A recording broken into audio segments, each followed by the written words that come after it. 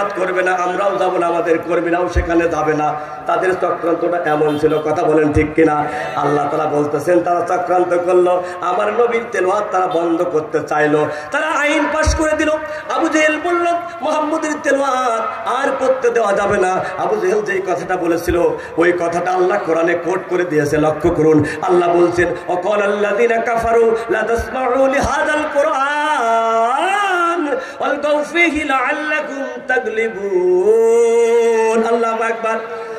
আবু জেহেল ওই দিন বলেছিল মুহাম্মদ এবং মুহাম্মদের দলবল, মুহাম্মদের অনুসারীরা যেখানে কোরআনের তেলাওয়াত করে সেখানে হট্টগোল বাজাও, গন্ডগোল বাজাও, মারামারি বাজাও, যাতে মুহাম্মদের লোকজন কোরআন তেলাওয়াত করতে পারে না।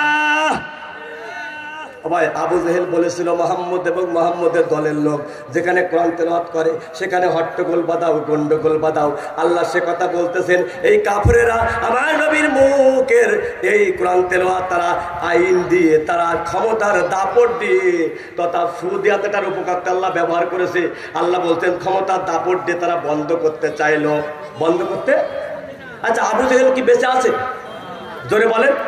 আবু জেহেল নেই। আবু জেহেলের সেই কথাটা আল্লাহ কোরআনে রেকর্ড করে দিয়েছেন। কোরআন কিয়ামত পর্যন্ত থাকবে কি থাকবে না? তা আবু জেহেল নেই, তার কথাটা আছে কেন? আল্লাহ বোঝাতে চাইলো আবু জেহেল থাকবে না, কিন্তু যারা আজ নবীর থেকে নিয়ে পর্যন্ত, এখান থেকে নিয়ে কিয়ামত পর্যন্ত যারা কোরআনের মাহফিল হতে দেবে না, কোরআনের তেলাওয়াত হতে দেবে না, কোরআনের মাহফিলে বাধা দেবে, তারা আবু জেহেল না হলেও আবু জেহেল মার্কালো।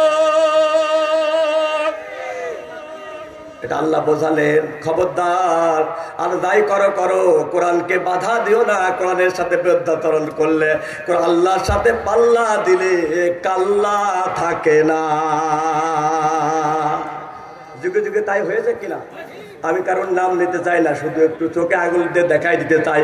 কোরআনের সাথে যারা বেঈমানি করেছে, কোরআনের পথে যারা বাধা দিয়েছে তারা সম্মানের সাথে থাকতে পারে নাই। আল্লাহ নবীর বিরুদ্ধে তারা আইন পাশ করলো। আল্লাহ তাআলা সে কথাই বলতেছে ইউরিদুনা লিতুফিউ নূরাল্লাহি বিআফওয়াহিহিম আল্লাহু মুতিম্মু নূরিহি ওয়ালাউ কারিহাল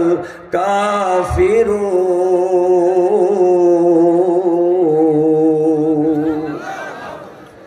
আল্লাহ বললেন এই সেই সময় কাফেরেরা তথা আবু জেহেল, আবুল আহাব, উতবা, সাইবা ওরা তাদের ক্ষমতার দাপট দিয়ে আল্লাহ নবীর তেলাওয়াত বন্ধ করতে চাইলো। আমি আল্লাহ নবীকে জানাই দিলাম বন্ধু আবু জেহেল সরকার আইন পাশ করেছে কোরআন তেলাওয়াত করা যাবে না, আর আমি আল্লাহ বলছি কোরআন তেলাওয়াত বন্ধ করা যাবে না। নারে তাকবীর। আমার দিকে তাকান। আল্লাহ বলছে কোরআন তেলাওয়াত বন্ধ করা যাবে না, আবু জেহেল সরকার আইন পাশ করেছে কোরআন তেলাওয়াত করা যাবে না। আমার নবী কার কথা শুনবেন? ধরে বলেন। আল্লাহর কথা শুনতে গিয়ে যদি আমার নবীর জীবনে চলে যায়, আল্লাহর কথা শুনেই কোরআন তেলাওয়াত করবে। আবু জেহেলের রক্ত চক্ষুকে ভয় করে আল্লাহর নবী চলে না, আল্লাহর নবী চলে আল্লাহর সাহায্য নিয়ে। কথা বলেন ঠিক কিনা? আল্লাহর নবী যেমন আল্লাহর সাহায্য নিয়ে চলেছে, আল্লাহর নবীর যারা খাঁটি উম্মত এরাও বাতিল শয়তানের রক্ত চক্ষুকে ভয় করে চলবে না। এরাও নবীর মতো আল্লাহর সাহায্য নিয়ে সামনের দিকে এগিয়ে যাবে, জীবন থাক আর দাগ। কথা বলেন ঠিক কিনা? তবে তো হাজিরিন, আল্লাহর নবীকে আল্লাহ তাআলা বললে বন্ধু তুমি তেলাওয়াত করে যাও, দেখি আবু জেহেল কি করে। কারণ আবু জেহেল কৌশল করে আইন পাশ করে তোমার মুখের তেলাওয়াত বন্ধ করে দিতে চায়, কোরআনের আলোকে নিভাইয়ে দিতে চায়। আমি আল্লাহ তাআলা বলছি কোরআনের এই আলো আমি জ্বালায় রাখবো, কারোর বাবার ক্ষমতা নাই কোরআনকে নিভাইয়ে দেওয়ার। কথা বলেন ঠিক কিনা? যারা বলেন ঠিক কিনা? আল্লাহ তাআলা বললেন বন্ধু হয় যেহেতু আবু জেহেল সরকার একটা আইন প্রণয়ন করেছে, তুমি আবু জেহেলের সরকারের দেশের মানুষ, আইন যদি এখন ভঙ্গ করো তোমার বিরুদ্ধে অ্যাকশনে দাঁড়িয়ে যাবে, তোমার পক্ষে এখন লোক কম, তুমি হয়তো প্রতিহত করতে পারবা না। এটা দুর্বলতার কথা বলতেছি না। আল্লাহ নবী বললেন আবু জেহেল যেহেতু কৌশল করে কোরআনের তেলাওয়াত বন্ধ করতে চায়, আমি আল্লাহ তাআলা কৌশল করে কোরআনের আলো পৃথিবীতে জ্বালাতে চাই। আল্লাহ নবীকে আল্লাহ রাব্বুল আলামিন বললেন বন্ধু হয়ে আবু জেহেল যেহেতু আইন পাশ করেছে কোরআন তেলাওয়াত করা যাবে না, তবে শোনো, তুমি কোরআন তেলাওয়াত বন্ধ করবে না, তবে আমি একটু কৌশল শিখিয়ে দিচ্ছি।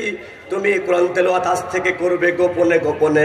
আবু জেহেল চিন্তা করবে মুহাম্মদ আর কোরআন তেলাওয়াত করে না, তোমার হাতে গোপনে গোপনে কোরআন তেলাওয়াত, তোমার মুখে গোপনে গোপনে কোরআন তেলাওয়াত শুনে, কোরআনের সুরে বিমগ্ন হয়ে মানুষগুলা কালেমা পড়ে মুসলমান হয়ে যাবে।